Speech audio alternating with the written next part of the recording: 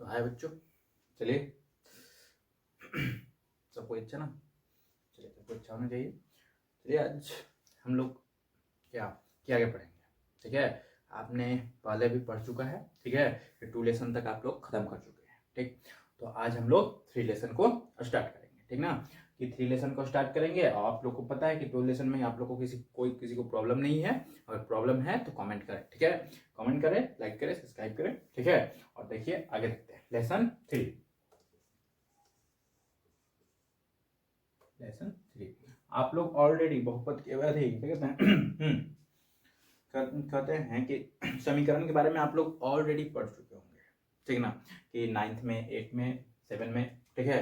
तो आप लोग समीकरण के बारे में पढ़ चुके हैं। मगर आज हम लोग क्या कहता है कि किताब के अनुसार कहता है कि 2 चर वाले रैखिक समीकरणों के बारे में बात करेंगे। पहले तो आप लोग को पता है कि रैखिक की समीकरण क्या, रैखिक किसे कहते हैं। रैखिक कहने का मतलब जिसके चर का घात कितना के बराबर, 1 के बराबर, यानी कि x के क्या x 4x + 5 मान लिया तो ये कैसा समीकरण होगा, तो रैखिक समीकरण होगा। कैसे समीकरण होगा रैखिक, क्योंकि इसके पावर में क्या है कि 1 है। या बहुपद में भी हम लोग जान रहे थे, बहुपद यानी कि अलग अलग पद, एक तरह से बहुपद भी तो है क्योंकि 4x + 5 है, इसमें कोई दूसरा चर नहीं है, सिर्फ एक ही चर है, इसलिए तो बहुपद भी है। तो मगर किस तरह का बहुपद कहलाएगा, एक घातीय यानी कि रैखिक बहुपद कहलाएगा। मगर हम लोग को देखना है समीकरण। तो आप लोग पढ़ चुके हैं इसको कौन सा समीकरण कहते हैं, रैखिक समीकरण कहते हैं, ठीक ना। रैखिक बहुपद कहते हैं। तो आज देख लीजिए आप लोग कि आप लोग को ये सब चीज पता होगा। पहले तो आप लोग ये समझिएगा थोड़ा कि कहते हैं कि व्यंजक और समीकरण में अंतर क्या है। तो देखिएगा व्यंजक और क्या समीकरण, दोनों में क्या डिफरेंस क्या है। तो दोनों में डिफरेंस कुछ ज्यादा बड़ा नहीं है। जैसे कि 4x + 5 कॉमनली इसके इक्वल टू 0 नहीं लिखते हैं, ठीक ना। तो व्यंजक कहलाता है। और इसी के अगर हम लोग क्या कर देंगे इक्वल टू 0 लिख देंगे, अगर 0 के इसको बराबर कर दिए तो ये हमारा क्या कहलाएगा, समीकरण कहलाएगा। इसको हम लोग व्यंजक कहते हैं। 4x 5 6 है ना, या ये सब एक तरह से क्या है, व्यंजक, ठीक है। मगर इसको क्या करेंगे हम लोग, समीकरण करेंगे। 4x + 5y = 0, ये क्या कहलाएगा, समीकरण कहलाएगा। तो व्यंजक और समीकरण में ये अंतर है, ठीक है। तो थोड़ा सा डिफरेंस था, तो आप लोग को पता होगा ऑलरेडी, ठीक है। और आगे देखिए आप लोग को ये भी बता दिए कि एक चर में रैखिक समीकरण, तो हम लोग बताया कि 4x + 5 = 0। तो क्या कि एक चर वाला है, इसके एक चर है और इसका घात भी 1 है। तो कैसा समीकरण, तो रैखिक समीकरण। आप लोग को पता होगा कि इसका हल कैसे निकालते हैं। तो x = 5/4, ठीक ना, माइनस में। क्यों, इस तरफ प्लस में तो इस तरफ आएगा तो माइनस में, ये मल्टीप्लाई में तो इधर आएगा तो डिवाइड में, यानी कि हमारा चर का मान x = इतना निकल गया। तो ये हमारा क्या इजी फॉर्म था, यानी कि एक चर वाले समीकरण के लिए हम लोग इस तरह से इसको हल करते हैं, ठीक। तो यहां तक किसी को कोई दिक्कत नहीं। हम आसानी से एक चर वाला आप लोग पढ़ चुके हैं। 9th में भी निकालना था, क्या कहते हैं कि 9th के अलावा 8 में भी निकालना था, 7 में शायद निकालना है, ठीक ना। तो आप लोग इस तरह से तो पढ़ चुके होंगे। आज हम लोग आगे देखेंगे, ठीक ना। चलिए यहाँ तक आपको समझ में आ गया, ठीक ना। आगे ये तो आपको व्यंजक समीकरण में पता चल गया। और एक चर वाला, ठीक ना, एक चर वाले रैखिक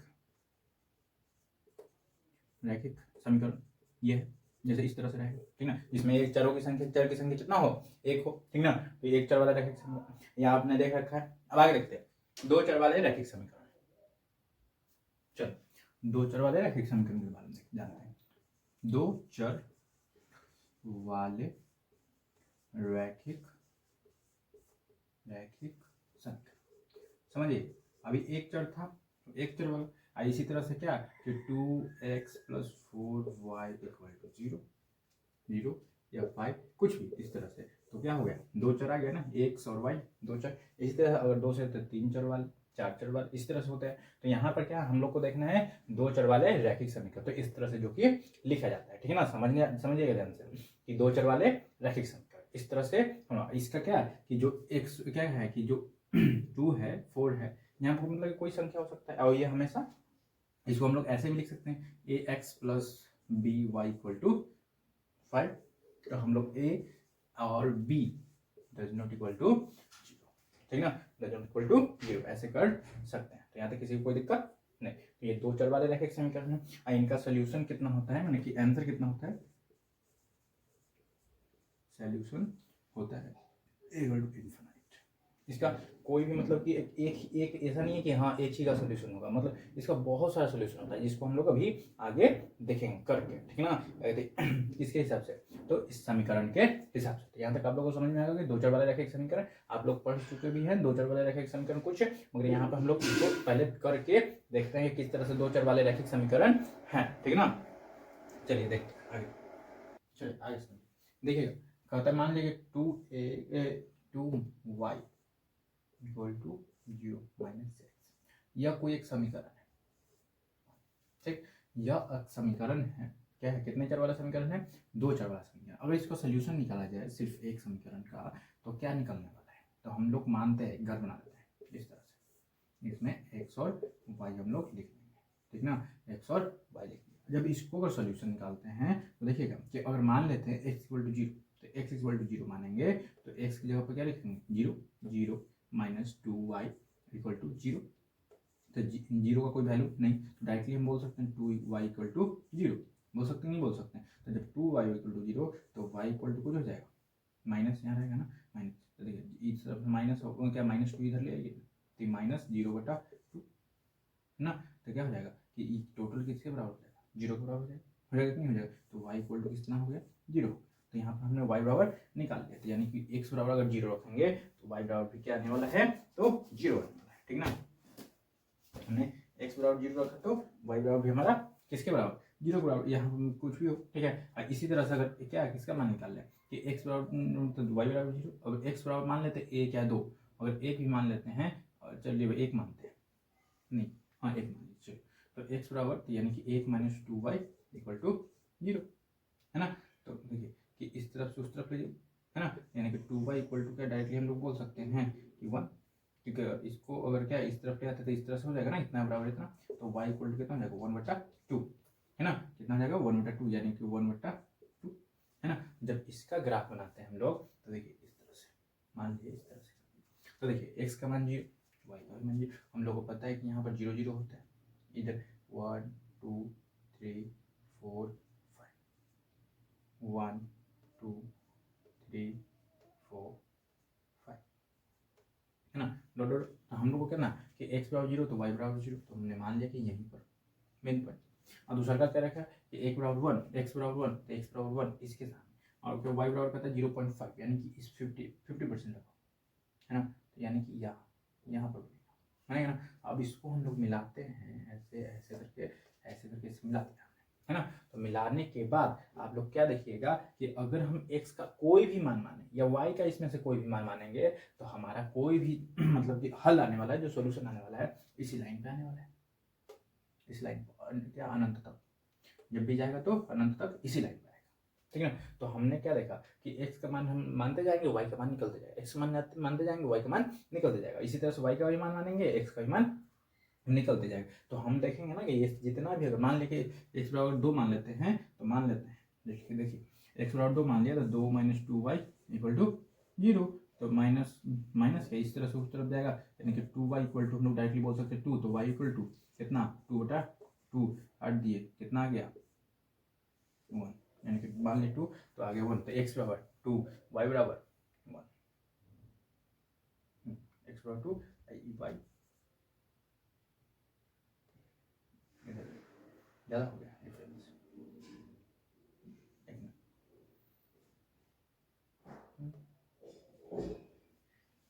2 हो जाएगा ना जी, देखो ज़्यादा डिफरेंस हो गया, ज़्यादा डिफरेंस होने की वजह से ऐसा होगा, नहीं तो हम लोग क्या x बराबर कितना है, देखिए x बराबर यहाँ पर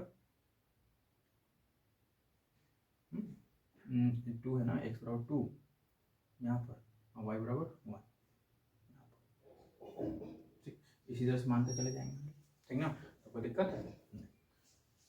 अगर यहाँ तक कोई दिक्कत, ये यहाँ नहीं, मतलब कि इस मतलब कि लाइन मिस्टेक हो गया हमसे और आएगा इसी लाइन, ठीक ना, आप लोग देख लीजिएगा अपने से, ठीक, इस चीज़ को करके हमने यहाँ तक तो देख लिया, ठीक ना, कि कोई भी अगर इस तरह से अगर हम बनाते हैं तो इस तरह का समीकरण दो चर वाले रैखिक समीकरण है तो उसका क्या कि क्या इंडिफिनिट यानी इनफिनाइट यानी कि अनंत तक जाता है, यानी कि एक ही लाइन पर उसके सारे के सारे पॉइंट्स होने वाले हैं। तो आप लोग को यहाँ तक किसी कोई दिक्कत डाउट हो तो कमेंट करिए, हम आगे बताएंगे, ठीक है ना। यहाँ तक किसी को कोई दिक्कत नहीं। चलिए आगे देखते हैं क्या कि दो चर वाले रैखिक समीकरण का युग्म, जो हमारा चैप्टर में आज 10th क्लास में पढ़ना है उसको देखते हैं, ठीक ना। क्योंकि अभी तक हम जो था पीछे वाला आप लोग को रिकैप करवा रहे थे, यानी कि रिवीजन करवा दिए कि जो जो है अगर कोई भुला भी गया है तो उसको याद आ जाए और आगे चलते हैं, ठीक है। यहाँ तक कोई दिक्कत नहीं, इसको हम मिटा देते हैं, आगे फिर बताते हैं युग्म। चलिए देखिए कि क्या है, दो चर वाले रैखिक समीकरण है ना, समीकरण युग्म, युग्मों का हल, ठीक ना। हमने जो जो भी देखा एक से क्या कि वन चर वाले रैखिक समीकरण किसको कहते हैं, दो चर वाला रैखिक समीकरण किसको कहते हैं, हम बता दिए, समझा दिए आप लोगों को कि जिसमें एक चर हो तो वो एक चर रैखिक समीकरण कहलाएगा, जिसमें दो चर हो दो चर वाले रैखिक समीकरण कहलाएंगे। अब क्या कहता है कि दो चर वाले रैखिक समीकरण के युग्म यानी कि जोड़ को देखते हैं, क्योंकि दो यही ना बोल रहा है कि दो चर वाले रैखिक समीकरण, चैप्टर का भी तो नाम ही है, तो दो चर यानी कि एक्स और वाई और ऊपर से युग्म यानी कि जोड़, यानी कि इसके बारे में तो हम जानने की कोशिश करते हैं डिटेल से, ठीक है। तो इसको हम लोग तीन विधि से हल करते हैं। कितने विधि से, पहल का विधि है ग्राफीय, क्या कहते हैं, ग्राफीय विधि, ठीक ना। दूसरा का है प्रतिस्थापन विधि,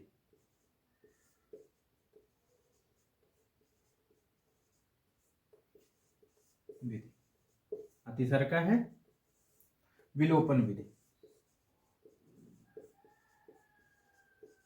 कौन सा विधि, विलोपन विधि। यानी कि हमारे पास तीन विधि है, तीनों विधि से इस पूरे चैप्टर में हम लोग को सोल्यूशन निकालना है। तो पहल का हम लोग क्या सबसे पहले ग्राफीय विधि को जानेंगे। देखिएगा आगे कि ग्राफीय विधि में क्या कहता है, ग्राफीय विधि में तीन कंडीशन देता है कि अगर पहल का समीकरण क्या कहता है कि मान लिया कि दो गो समीकरण दिया हुआ है, क्या दिए हुए हैं कि दो गो, सुनिएगा ध्यान से, कि कोई दो को समीकरण दे दिया है, मान लिया कि देख लेते हैं बुक्स के उदाहरण से ही समझते हैं कि पहल का समीकरण देखिए x minus 2y equal to 0, और दूसरा इसका पहला समीकरण, इसका दूसरा का समीकरण क्या दे दिया है कि 3x plus 4y equal to 0, हम नहीं 0 नहीं 20, ठीक है, ये दूसरा का समीकरण। तो इसको कहता है कि आप ग्राफीय विधि से हल कीजिए। अगर ग्राफीय विधि से हल करने के लिए बोल दिया तो आपको ग्राफ लगाना ही होगा, ग्राफ बनाना ही होगा, मगर कहता है कि बिना ग्राफ बनाए हुए बताइए कि इसके कितने हल होंगे, एक हल होगा, अनेक हल होगा, या कि कोई हल नहीं होगा। तो इस चीज की जानकारी के लिए हम लोग ग्राफ विधि में एक नियम है, कुछ कानून है। जैसे कि देखिए एक फॉर्मूला एक तरह से कि अगर इसको हम लोग इस तरह से लिखते हैं, ये एक इस तरह से फॉर्म, इसको इससे कंपेयर करेंगे, a1 x प्लस क्या a प्लस b1 y क्या प्लस c1 इक्वल टू 0, ठीक। इसको हम लोग इस तरह से करते हैं कि a2 x plus b2 y plus c2, यानी कि इसको इससे कंपेयर अगर करेंगे तो हमारा a इक्वल टू पहले का समीकरण से a1 इक्वल टू कितना आ जाएगा 1, क्या b1 इक्वल टू कितना आ जाएगा -2, c1 इक्वल टू कितना आ जाएगा 0, ठीक है, a2 इक्वल टू कितना आ जाएगा 3, b2 इक्वल टू कितना आ जाएगा 4, और c2 इक्वल टू कितना आ जाएगा -, अगर इस तरफ आते तो हमारा ये आ गया। तो इस चीज को सबसे प्रथम अगर बिना ग्राफ बनाए, यानी कि हम लोग ग्राफ नहीं बनाना है मगर फिर भी बताना है कि इसका कितने हल होंगे, किस तरह का ग्राफ बनेगा, तो उसके लिए हम लोग ये देखते हैं कि पहल का यानी कि a1 बटा a2 does not equal to या जो भी हो, है ना। मान लिया कि b1 बटा b2, ठीक ना, तो a1 बटा a2 और b1 बटा b2, तो हम लोग इसको समझते हैं कि क्या यहाँ पर देखिएगा ये जो दिया हुआ है, ठीक ना, इस चीज के हिसाब से अगर ये दोनों अगर बराबर नहीं होते हैं, अगर क्या कहते हैं कि बराबर नहीं होते हैं, तो कहेगा कि अगर इस दोनों क्या समीकरण से अगर लेकर के हम लोग इस तरह से अगर लिखते हैं तो अगर वह बराबर नहीं होगा ना, तो उसका क्या होगा कि सिर्फ एक हल होगा। क्यों एक हल होगा अभी हम बता देते हैं। देखिए इसको कहते हैं कि क्या कि सिर्फ कितने हल होंगे, एक हल, ठीक ना, कितना हल, एक हल होगा। और क्या करेगा कि कैसा ग्राफ बनने वाला है, तो प्रतिच्छेद करेगा, प्रतिच्छेद,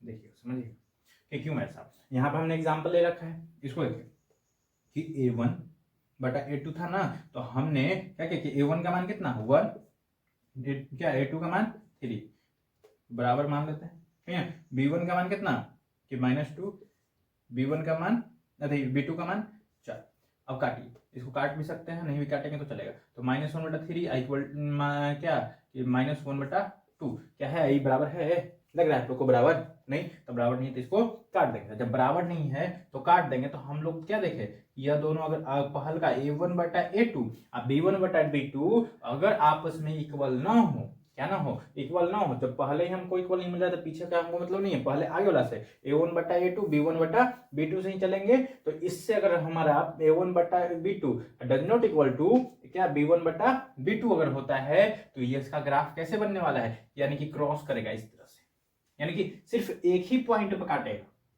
क्या करेगा, सिर्फ एक ही पॉइंट पे काटने वाला है। जिस पॉइंट पे कटता है ना ग्राफ, इस क्या इन दोनों समीकरण का वही हल होगा। तो कितने पॉइंट पे कटेगा, एक ही पॉइंट पे कटेगा, कटेगा कि नहीं कटेगा। और इसको अगर बढ़ाते हैं इंडिफिनिट तक, इन्फिनाइट तक, तो क्या ये कभी आपस में जुड़ मिलने वाले हैं, कभी भी कटेगा, आप दूसरे का बार नहीं कटेगा, यानी कि हमेशा सिर्फ एक ही बार कटेगा जब इस तरह का अगर हो तो, ठीक है ना। तो एक ही कटा, एक ही पॉइंट बना, यानी कि एक पॉइंट बना, तो इसके कितने हल होने वाले हैं, एक हल होने वाले, यानी कि जहां पर कटेगा इसका वही क्या होने वाला है, आंसर होने वाला है, यानी कि सॉल्यूशन होने वाला है। तो हल्का के लिए ये चीज था, ठीक ना, जो आसानी से आप लोग को समझ में आ गया होगा। ये पहल का कंडीशन ग्राफी विधि में, ठीक। दूसरा का कंडीशन में क्या कहता है, आगे देखते हैं, इसको हम मिटा लेते हैं एक बार। चलिए आगे देखिए, दूसरा का कंडीशन के लिए हम लोग दूसरा का एग्जांपल ले लेते हैं, ठीक ना। दूसरा एग्जांपल लेते हैं दूसरा कंडीशन के लिए, ठीक ना। दूसरा का एग्जांपल लेंगे तो समझिएगा ध्यान से। मान लिया कि क्या पहले का कंडीशन था, दूसरा का कंडीशन के लिए आप लोग के बुक से ही एग्जांपल हम ले रहे हैं, कहीं अलग से नहीं ले रहे हैं, जिससे आप लोग को और अच्छे से समझ में आएगा। 3y = 9, ठीक ना, और क्या 4x + 6y, ठीक ना, = 18। यहाँ पे इसको नीचे वाला मिटा देते हैं।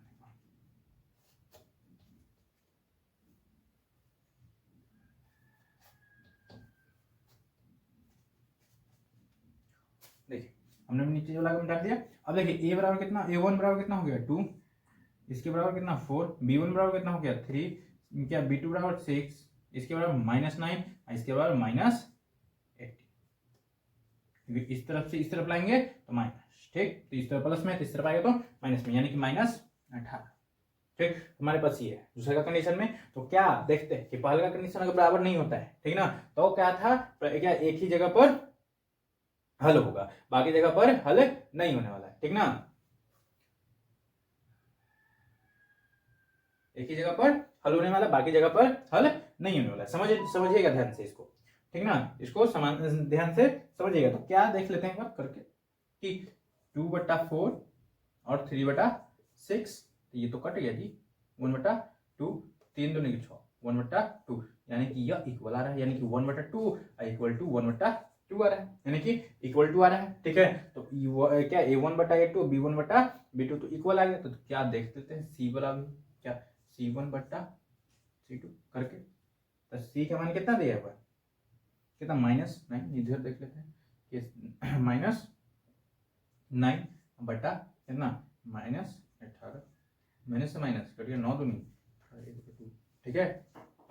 चलिए देखिए आगे, ठीक ना। तो ये भी क्या आने वाला है 1/2 आ गया, यानी कि हमारा क्या गया, तीनों इक्वल, क्या गया, तीनों का तीनों इक्वल आ गया। जब तीनों इक्वल आ गए यानी कि सब के सब 1/2 1/2, यानी कि ये समीकरण इसके बराबर है, ये समीकरण इसके बराबर, यानी कि पूरा का पूरा, है ना। क्या कहता है कि एक ही तरह। तो देखिएगा जब ये दोनों जब एक ही समीकरण है, तो जो पहल का ग्राफ बनेगा वही दूसरे का ग्राफ बनेगा। मान लिया कि एक लाइन इसका ग्राफ बना पहल का, तो उसी तरह से इसी लाइन पे एक और बनेगा ग्राफ, यानी कि इसको पूरी तरह से टचेबल, है ना, कि जैसे कि एक के ऊपर एक, एक के ऊपर एक। पहले तो ऐसे था, एक के ऊपर एक नहीं, बल्कि एक किधर से गया तो एक किधर से गया, मगर अब क्या करा है कि एक के ऊपर एक, यानी कि दोनों एक ही, यानी कि दोनों लाइन एक ही लाइन पर है ना, एक ही चीज पर है, ठीक है, क्योंकि दोनों समीकरण एक से, अगर इसमें से क्या अगर काट दे दो से, तो ये दोनों सेम के सेम नहीं हो जाएगा, यानी कि इक्वल हो गया। जब क्या तो ग्राफ कैसा बनने वाला है, यानी कि एक ही लाइन पर एक और लाइन जाने वाला है, ठीक ना। तो जब भी अगर इस तरह का ग्राफ बनेगा और ये तीनों के तीनों अगर इक्वल हो जाते हैं, तो इसको क्या कहते हैं, समपाती कहते हैं। क्या कहते हैं, समपाती रेखाएं कहते हैं, रेखाएं, कैसी रेखाएं, समपाती रेखाएं। अच्छा जब समपाती रेखाएं बनेगी तो इसके कैसे हल होने वाले हैं, अनेक हल होने वाले हैं, अनेक हल, ठीक ना। क्योंकि देखिए कि यहाँ पर भी काटा, यहाँ पे भी काटा, यहाँ पे थोड़ा थोड़ा सा हट के ये पूरा का पूरा काट देगा, है ना, हर जगह पर काटेगा, जिसके कारण इसका कोई निश्चित हल नहीं होने वाला, यानी कि इसका एक हल निकाले और निकलेगा और निकलेगा और निकलते जाएगा, इस तरह से मतलब कि सब क्या हमेशा निकलते जाएगा, कोई कहने का नहीं है कि हाँ इतना निकलेगा इतना नहीं निकलेगा, निकलते जाएगा, यानी इसीलिए हम लोग इसका क्या कहते हैं, अनेक हल। यानी हमने क्या देखा, अगर पहल का a1/a2 b1/b2 अगर बराबर नहीं है तो क्या रहेगा, किसी से एक हल होंगे, ठीक है। मगर अगर तीनों अगर बराबर होते हैं तो इसके कितने हल होते हैं, अनेक हल होगा। कितने हल होंगे, अनेक हल होते हैं। यहाँ तक हम कि यहाँ तक आप लोगों को समझ में आ गया होगा आसानी से, ठीक है। तो चलिए आगे देखते हैं, ठीक है। तीसरा कंडीशन में क्या कहता है कि अगर निकालना हो इसी तरह से, तो चलिए तीसरा कंडीशन में तीसरा एग्जाम्पल, क्या एग्जाम्पल है कि x + 2y - 4 = 0, ऑलरेडी इधर ला दिया है, ठीक है। 2x + 4y - 12 = 0। तो a1 बराबर 1 2 2 4 -4 -12। तो समझिएगा ध्यान से क्या कहता है। तो जब क्या कि फिर से इस तरह से हम लोग रख के देख लेते हैं कि पहल का a1/2 और 2/4, ऐसे c1 वाला भी देख लेते हैं, क्या होता है -4/2 माइनस, ठीक ना। आगे देखते हैं, देखिए ठीक है, a1/2 काट दीजिए, 1/2 काट दीजिए, माइनस माइनस यानी 4 × 12 यानी कि 1 और 3, ठीक ना। तो हमारा 1/2 = 1/2 डज नॉट इक्वल टू 1/3, क्योंकि देखिए आगे वाला समान आ गया, पीछे वाला बराबर नहीं है। तो जब आगे वाला समान आ गया और पीछे वाला बराबर नहीं आता है तो ऐसा कंडीशन में कहा जाता है कि क्या, कैसा ग्राफ बनने वाला है कि देखिए कि ये आगे दोनों वाला समान मगर पीछे वाला समान नहीं है, तो ऐसा कंडीशन में ग्राफ क्या बनेगा कि समांतर बनने वाला है, यानी कि एक लाइन ऐसे जाएगा और दूसरा का लाइन इसी के एकदम सीध में, यानी कि दोनों, यानी कि सभी जगह डिस्टेंस क्या होने वाला है, यहाँ का डिस्टेंस भी उतना ही और यहाँ का डिस्टेंस, यहाँ का डिस्टेंस, यानी कि सभी जगह का डिस्टेंस, यानी कि थोड़ा सा भी कर्व नहीं, अगर हल्का कर्व है तो दूसरे को कर्व होगा, यानी कि ऐसा नहीं है कि क्या है कि ये दोनों के बीच का डिफरेंस एकदम इक्वल रहने वाला है हमेशा, कहीं भी तक जाए, इसको कितना भी खींचे तो इसका इनके बीच का क्या डिफरेंस कैसा होने वाला है, यानी कि ये कमेगा नहीं, यानी कि जितना है उतना ही इक्वल होने वाला है। तो जब ऐसा होगा तो कभी यह कटेगा, कभी भी कट सकता है ऐसे, यानी कि ऐसे कभी होगा नहीं होगा, कभी भी नहीं कटेगा, कभी सटेगा भी नहीं, ठीक ना। तो जब कटेगा नहीं सटेगा नहीं तो क्या कि हमारा हल होगा, तो नहीं हल होगा, सीधी सी बात, हमको पता है ग्राफ कटेगा तभी हल होता है। तो जब ग्राफ कटने के बाद ही हल होता है तो यहाँ पर कटेगा नहीं, तो इसलिए इसका कोई हल नहीं होता है, कोई हल नहीं होगा, ठीक ना, कोई हल नहीं होगा। इसको क्या कहते हैं, कौन सा, कैसा रेखा बनेगा, समांतर,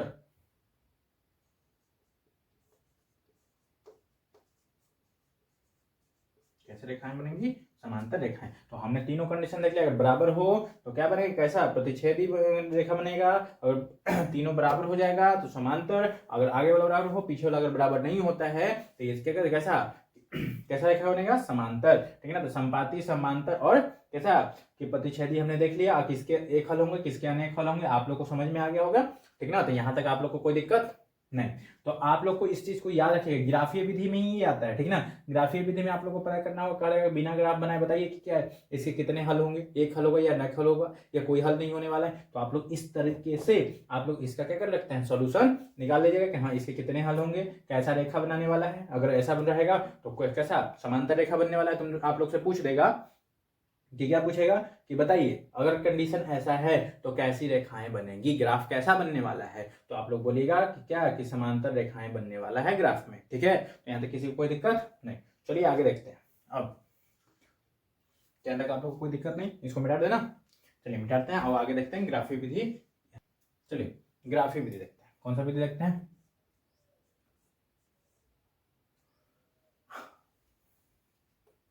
यहाँ तक आप लोग तो समझ में आ गया अच्छे से, कोई दिक्कत यहाँ तक। चलिए ग्राफीय विधि में क्या कहता है, क्या कहना चाह रहा है, देखिए समझिएगा। मान लेगा कोई आपको दो समीकरण दे दिया, हम एग्जाम्पल से लेके चलते हैं, -2y और फिर बनाया जाएगा 3.1 3.2 बनाया जाएगा, ग्राफीय विधि है, और 3x + 4y = 20। हमारे पास दो समीकरण दिए हुए हैं, कितने समीकरण दिए हुए हैं, दो समीकरण दिए हुए हैं। तो अब इन दोनों समीकरणों के लिए पहले हम लोग को ग्राफीय विधि से अगर हल करना है तो आप लोग के पास ग्राफ तो होना चाहिए, ठीक है, जिससे आप लोग को आसानी होगी बनाने में, ठीक है। तो पहले हम लोग क्या इतना समीकरण लिख लिया, और समीकरण लिखने के बाद यानी सॉल्यूशन है, मान लिया कितना दिया हुआ है कोई समीकरण, हम डायरेक्टली बना दे रहे हैं यानी कि बता दे रहे हैं, और इसका मान लिया एक बॉक्स बनाना होगा हम लोग को, एक तो नहीं 2 बॉक्स बनाना होंगे। कितना, एक पहल का समीकरण के लिए यानी कि क्या, या एक दूसर का समीकरण से चलने के लिए। ठीक, तो जब हम लोग पहल का समीकरण से चलते हैं क्या, फर्स्ट समीकरण से, फर्स्ट समीकरण से, दोनों समीकरण से फर्स्ट समीकरण से जब चलेंगे तो हमारा क्या कि फर्स्ट समीकरण से चलना है। ठीक है, अगर हम लोग उस तरह से जांच करेंगे तो आपने देख लिया कि अगर ये रहता है तो ये डज नॉट इक्वल टू है, यानी कैसा प्रतिच्छेदी करेगा, यानी कि क्रॉस लाइन बनने वाला है ना, हम लोग को पता है ऑलरेडी। तो मान लेते हैं, अब चलिए मान के चलते हैं। तो मान लीजिए कि आप पहले का समीकरण से चल रहे हैं, तो पहले का समीकरण में मान लिया कि x इक्वल टू जीरो मान लेते हैं, तो क्या एक समीकरण रखते हैं 2y इक्वल टू जीरो, यानी कि 0 माइनस 2y इक्वल टू 0, यानी कि y इक्वल टू, अगर क्या करें इस तरफ से इस तरफ ले जाएंगे, ये बटा में जाएगा, यानी कि 0/2 माइनस 2, इसलिए क्या हो जाएगा ये दोनों, यानी कि डायरेक्टली y बराबर कितना आ जाएगा 0।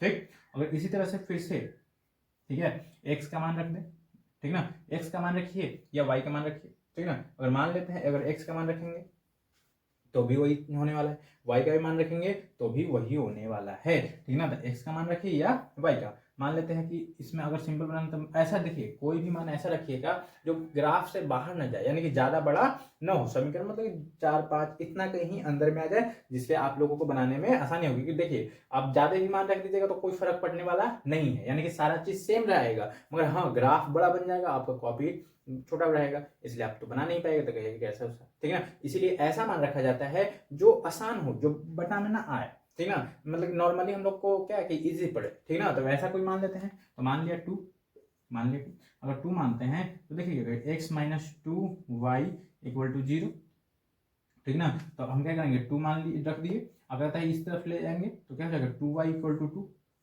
तो y इक्वल टू 2/2 काट देंगे, y इक्वल टू कितना का मान 1, यानी कि हमने x का मान इतना रखा, y का मान इतना निकल गया। ठीक, पहले का समीकरण चले थे। अब चलते हैं समीकरण 2 से, सेकंड समीकरण से।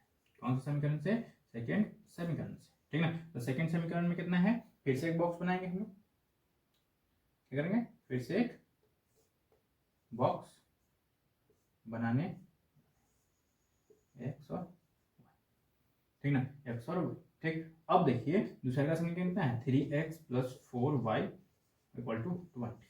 फिर से कुछ मान लीजिए, ठीक है, मान लीजिए पहले 0 मान लेते हैं, x इक्वल टू 0 मान लिए, तो x इक्वल टू 0 यानी कि 0 प्लस 4y इक्वल टू 20। तो देखिए 0 यानी कि 4y इक्वल टू 20, तो y इक्वल टू 20/4 काट देंगे, कितना आ गया 5 का 20, यानी कि y इक्वल टू 5। अब देखिए कि x बराबर 0 है तो y रखे तो y बराबर कितना हो गया 5 आ गया, यानी कि 5 के अंदर में आ गया, 5 आ गया, है ना। अब मान लेते दूसरा का y बराबर या x बराबर, ऐसा कोई मान रखिए कि दूसरा का भी छोटा है ना। तो देखिए रख देते हैं, जिससे कट गया 4 रख देते हैं, 3 मल्टीप्लाई 4, x बराबर 4 मान लिए, ठीक है। अगर मान लेते हैं तो प्लस 4 y इक्वल टू, देखिए 4 3 आई 12 और प्लस 4y इक्वल टू 0। देखिए क्यों माने थे हम 4, ठीक है ना। तो इधर प्लस में तो इस तरफ जाएगा तो माइनस में, 4y इक्वल टू कटाइए कितना जाएगा 8, 20 में से 12 घटेगा तो 8 इक्वल टू 8/4 काट दिए, यानी कि y का मान कितना आ गया, हमारा x का मान देखे और y का मान आसानी से निकल गया। तो ये ग्राफ ही विधि है। अब हम लोग ग्राफ पर इसका निरूपण कर देंगे इस तरह से, ठीक है, क्या कर देंगे, चलिए यहाँ कोई दिक्कत, तो अब इसको करते हैं। तो ये 0 0 1 2 3 4 5, 1 2 3 4 5 तक ही मानते हैं, ठीक। तो पहल का समीकरण में क्या कहता है कि 0 0, यानी कि यहाँ पर ही पहल का, दूसरा का कहता है 2, पहल का समीकरण से ही 2 और 1, तो x का मान कितना 2, इसका वो किसका मान, इसका मान 1, ठीक ना, y का मान 1, यानी कि यहाँ के आसपास, ठीक। और ये तो पहल का समीकरण से हमने लाइन बनाएगा तो ऐसे बनेगा लाइन, तो थोड़ा ग्राफ के कॉपी नहीं है तो यहाँ पे थोड़ा मिस्टेक हो जाता है, आप लोग ग्राफ बनाइएगा तो एकदम से एक्यूरेट जाने वाला है इस तरह से। और दूसरा का समीकरण चलते हैं, ये पहल का समीकरण था, हम लोग फर्स्ट समीकरण लिख देंगे, चलिए पहले बनाते हैं। x बराबर 0 y बराबर 5, तो x बराबर 0 y बराबर 5 यहाँ आ जाएगा, एक ये 4 यानी कि x बराबर 4, y बराबर कितना 2 यानी कि यानी कि हम लोग एक यहाँ बनाएंगे, ये नहीं यहाँ, अब इन दोनों को मिला देंगे, ठीक है ना। तो ये समीकरण का यहाँ पर एक हल होने वाला है। तो जो यहाँ पर हल होगा ना कितना, अगर आप लोग ग्राफ देखिएगा बुक में ना, तो इसका ग्राफ बुक में दिया हुआ है, ठीक है ना, सेम टू सेम, ठीक है। इसका ग्राफ बुक में दिया हुआ है क्रॉस वाला, जो कि ये जो पॉइंट आने वाला है कितना आने वाला है 4 और 2 आने वाला है, कितना आने वाला है, ये जो पॉइंट आएगा यानी कि इसका हल जो होने वाला है ये हल होने वाला है, ठीक है। तो हम लोग ग्राफिक विधि से कहेगा तो हम लोग इस तरह से इसका निकाल देंगे। तो यहाँ तक किसी को कोई दिक्कत नहीं ना। आप इसका हम लोग लिख देंगे कि हाँ ये पॉइंट जो जिस पॉइंट पे था, कितने पॉइंट पे था, यानी कि 2 और 1, 2 और 1, ये कितना पॉइंट पे था 4 और देखो 0 5 था, 0 5, दूसरा का था 4 2, है ना, 0 0, ये पॉइंट 0 0, ठीक। हमारा इस तरह से निकल गया, तो किसी कोई दिक्कत नहीं ना। तो बस हम लोग को इतना ही करना था, ये हमारा ग्राफीय विधि इस तरह से हल होगा। तो आप लोग 3.1 में भी ग्राफीय विधि इसी तरह से हल किया करिएगा, ठीक है। हम ऐसे सोल्यूशन उसका भी ला देंगे। चलिए आगे देखते हैं प्रतिस्थापन विधि, ठीक है। चलिए देखिएगा प्रतिस्थापन विधि,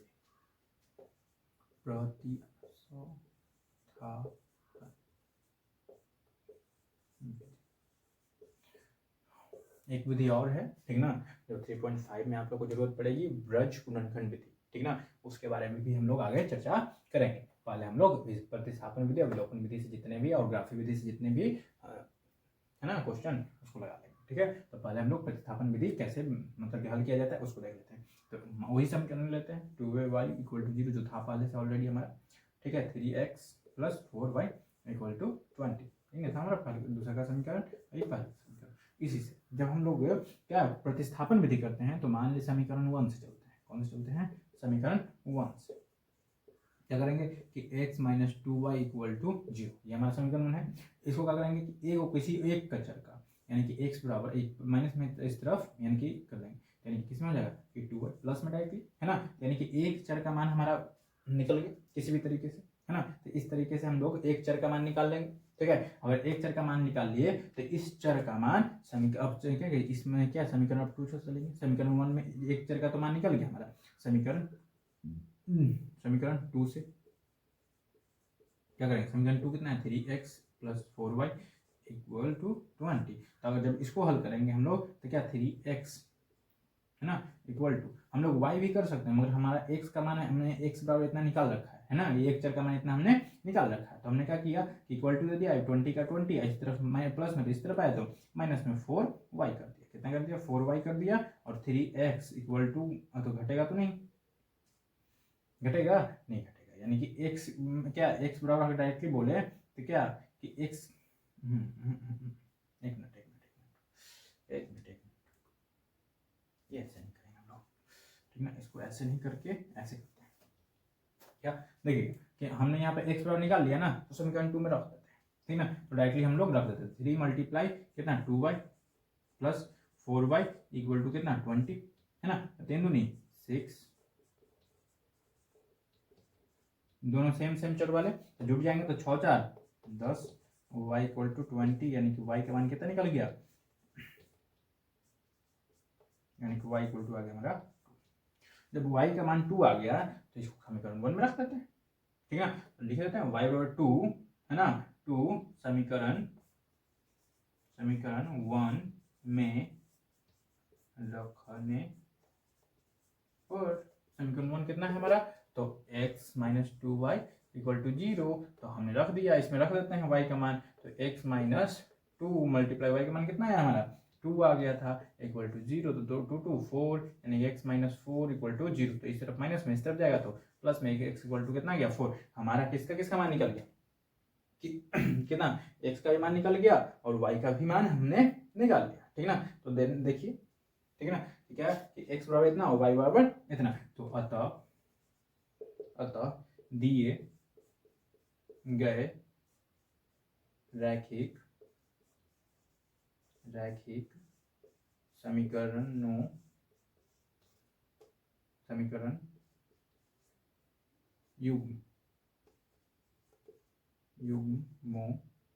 युग्म का हल है कितना कितना, x इक्वल टू कितना गया 4 और y इक्वल टू कितना 2।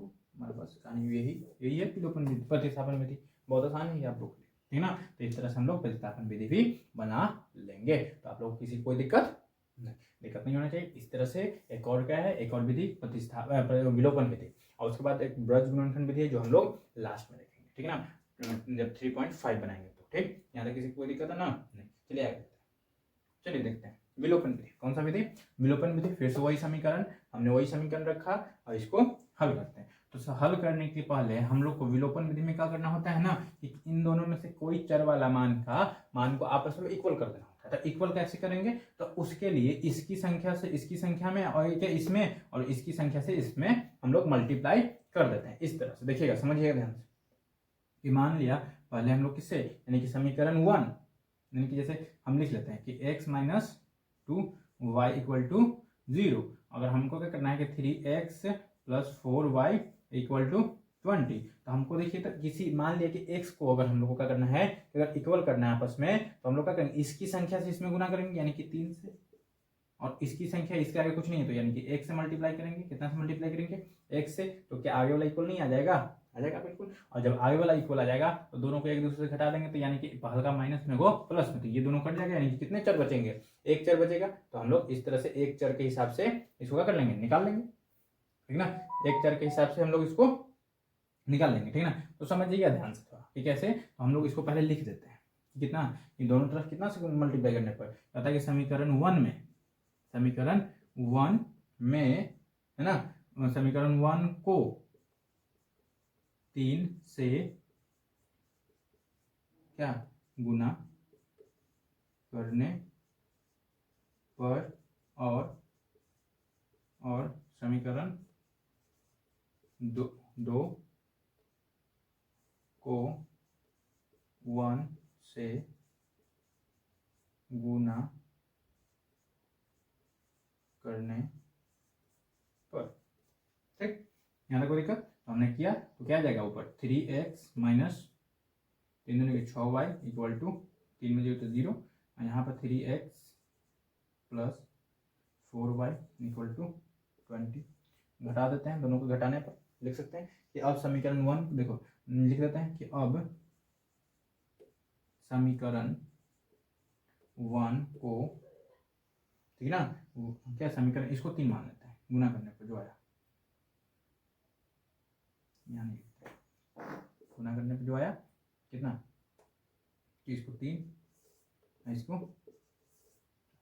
ठीक ना। तो यहाँ पर ये तो समीकरण इतना मान लिए, तो अब लिख देते हैं कि समीकरण 3 को 4 से घटाने और घटाइए 3x minus 6y equal to 0, 3x plus 4y equal to 20, तो माइनस माइनस माइनस कट गया।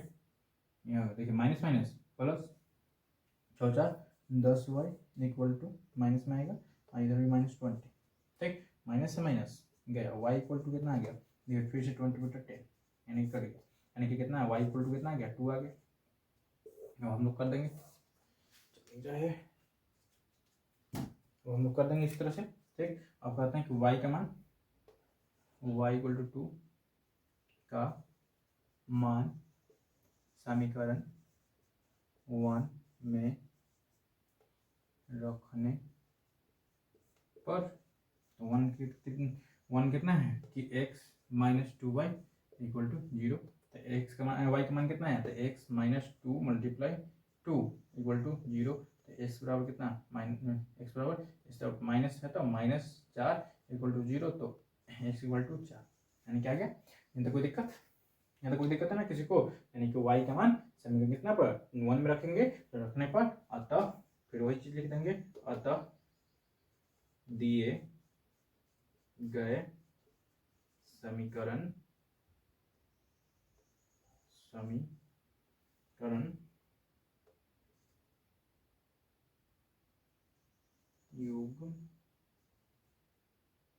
युग्म का हल है। कितना कितना हल है? x इक्वल टू फिर से वही कितना 4 और y इक्वल टू कितना 2। हमारा यहाँ पर ये भी कंप्लीट, यानी कि हमने प्रतिस्थापन विधि भी देख लिया, विलोपन विधि भी देख लिया और ग्राफीय विधि भी देख लिया। तो हमारा इसी तरह से पूरा का पूरा ये इंट्रोडक्शन का वीडियो खत्म होता है। अब आप लोग से 3.1 भी बनेगा, और तो अगर 3.1 नहीं बनता है तो हम अगला वीडियो में 3.1 का सोल्यूशन निकालेंगे। मगर आप लोग 3.2 का आप लोग के दूसरा नंबर क्वेश्चन और तीसरा नंबर क्वेश्चन आसानी से बना सकते हैं, क्योंकि इसमें सिर्फ ग्राफीय विधि पूछ रहा है कि इतना इतना इतना की तुलना कर ज्ञात कीजिए निम्नलिखित समीकरण युग्म में निरूपित रेखाएं एक बिंदु पर प्रतिच्छेद करती है, क्या है, समांतर है अथवा संपाती है। किसी बताना है प्रतिच्छेद करती है या समांतर है या संपाती है, तो इस वीडियो को पूरा देखें और उसके बाद इस दोनों क्वेश्चन को आप लोग हल करें, और अगला वीडियो में हम 3.1 3.2 भी सोल्यूशन करवाएंगे। ठीक है, तो आज के लिए इतना ही। तो bye bye, see you tomorrow.